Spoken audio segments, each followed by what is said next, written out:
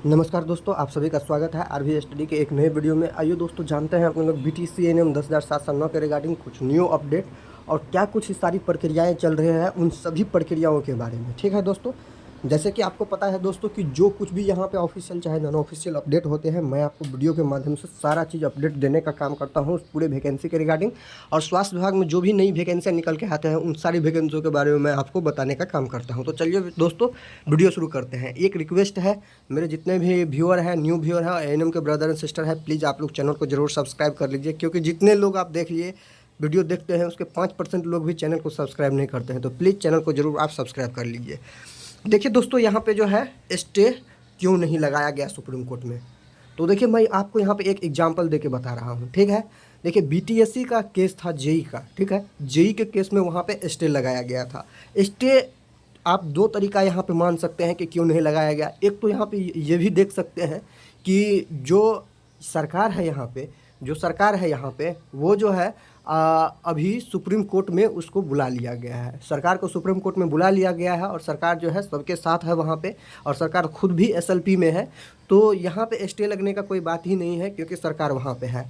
अगर ऐसा ही देखिएगा, अगर बीटीएससी जेई केस में, तो वहाँ भी सरकार के अगेंस्ट ही जो है वहाँ पे चल रही थी मामला। ठीक है, सरकार के अगेंस्ट ही वहाँ पे मामला चल रही थी, और वहाँ पे जो है माननीय सुप्रीम कोर्ट ने स्टे लगा दिया। स्टे उसी हालत में लग सकता है किसी भी केस पे, जब आपका नीचे वाले जो आपका कोर्ट है उसके द्वारा कुछ गलत फैसला अगर दे दिया जाता है तो आपको स्टे लगने के बहुत ही ज़्यादा चांस रहते हैं सुप्रीम कोर्ट में। ठीक है, ये बात आप देख लीजिएगा, क्योंकि एक आदमी को हुआ था क्या बीटीएससी जेई केस में कि सेम ही डिग्री के लिए एक आदमी को अलाउ किया जा रहा था और एक आदमी को अलाउ नहीं किया जा रहा था।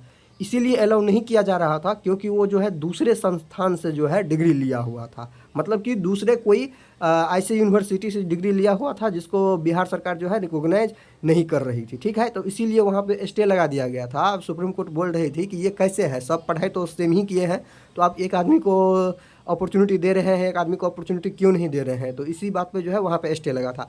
और देखिए यहाँ पे तो वो तो हाई कोर्ट का फैसला गलत था, इसीलिए वहाँ पे लगाया था। यहाँ पे देखिए स्टे नहीं लगा है, तो कहीं ना कहीं हाई कोर्ट जो है सही दिशा में अपना फैसला दिया है, इसीलिए जो है जज साहब यहाँ पे स्टे नहीं लगाता। अन्यथा मेरे हिसाब से अगर कुछ भी ऐसा गलत होगा तो सबसे पहले सुप्रीम कोर्ट में वहाँ पे स्टे लग जाता। तो देखिए स्टे नहीं लगने का ये भी एक दूसरा कारण हो सकता है। तो मैंने दोनों कारण आपको बता दिए।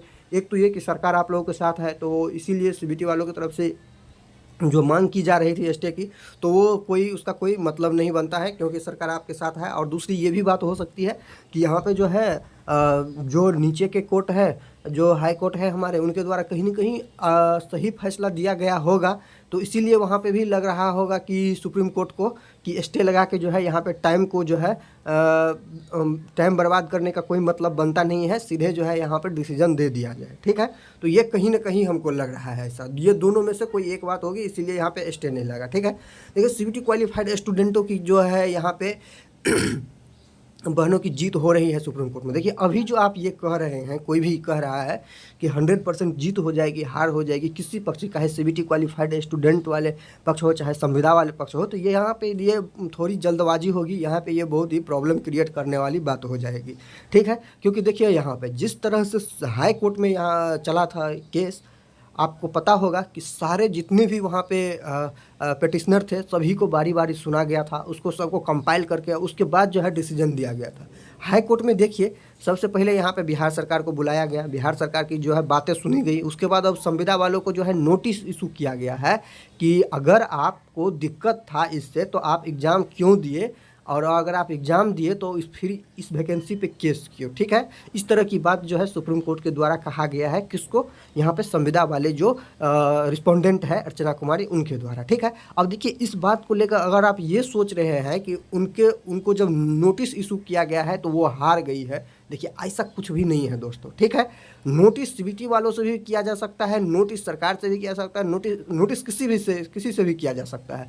अब देखिए उसको अपना पक्ष रखने के लिए सुप्रीम कोर्ट ने बोला है कि आप ऐसा क्यों किए हैं। इसका मतलब ये नहीं कि सुप्रीम कोर्ट जो है उनको हार करार दिया है। ठीक है, वो अपना पक्ष रखेंगे, वो किस हिसाब से पक्ष रखते हैं, उसका क्या रिजल्ट निकल के आता है वो मैटर करता है। ठीक है, अभी नहीं हार हुए हैं, इसका कंसिक्वेंसेस जो होंगे एफिडेविट के थ्रू जब वो डालेंगे पिटीशन सुप्रीम कोर्ट में, और जब सुप्रीम कोर्ट उसको पढ़ेंगे और जानेंगे कि क्या कुछ रीजन के चलते ये ऐसे कर रहे हैं, उसके बाद जो कंक्लूजन निकलेगा वो चीज़ मैटर करती है, अभी मैटर नहीं करती है दोस्तों। इसीलिए आप लोग जो है थोड़ा पेशेंस बना के रखिए कि ये जीत हो गया या हार हो गया। देखिए, किसी के साथ खड़ा होके, चाहे सीबीटी की क्वालिफाइड स्टूडेंट और चाहे संविदा वाले स्टूडेंट के साथ, ठीक है, मतलब एक ही पक्ष में खड़ा होके एक ही पक्ष के लोगों की बातों को बोलने से किसी पक्ष का जीत नहीं हो जाएगा दोस्तों, ठीक है।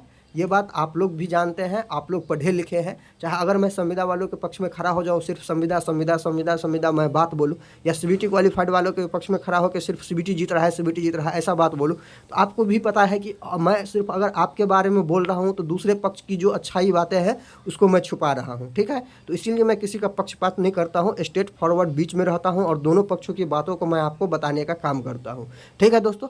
तो अब देखिए, यहाँ पे ये भी बात आपका क्लियर हो गया कि जो है यहाँ पे सीबीटी क्वालिफाइड बहनों की जीत हो गई। तो देखिए, जीत और हार जो है, इस सारी जब जितने भी यहाँ पे ग्रुप है, सारे ग्रुप को सुप्रीम कोर्ट के द्वारा सुनने के बाद, उसको पर्सनल सुनने के बाद जो है, जो उसके कॉन्सिक्वेंसेस निकलेंगे, अभी 1 2 3 हियरिंग और भी लग सकते हैं दोस्तों। जो कॉन्सिक्वेंसेस रिजल्ट निकलेंगे, उस रिजल्ट के आधार पे आपको जीत और हार का फैसला देंगे सुप्रीम कोर्ट। लेकिन ये सारी की सारी प्रक्रिया नियम के तहत होनी चाहिए, ठीक है।